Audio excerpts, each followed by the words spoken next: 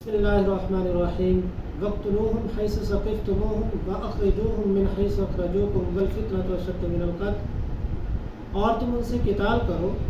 جہاں سے پہ تم انہیں پاؤ، اور ان کو قتل کرو جہاں پہ تم انہیں پاؤ، اور تم انہیں نکالو جہاں سے انہوں نے تمہیں نکالا تھا، اور فتنہ یہ قتل سے زیادہ سخت ہے۔ سن 6 ہجری کے اندر حضور نبی کریم صلی اللہ علیہ وسلم اپنے صحابہ کو لے کر جب ہمارے پیغمبر نے خواب دیکھا تھا کہ میں اپنے صحابہ کے ساتھ عمرہ کر رہا ہوں، تو حضور علیہ السلام 6 ہجری کو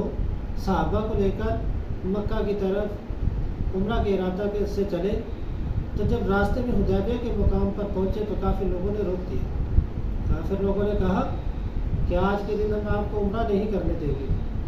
تو کچھ شرائط طے کی، شرائط طے کرنے کے بعد پیغمبر علیہ السلام نے ارشاد فرمایا چلے آپ کی شرائط کے مطابق آئندہ سال ہم عمرہ کریں گے۔ تو صحابہ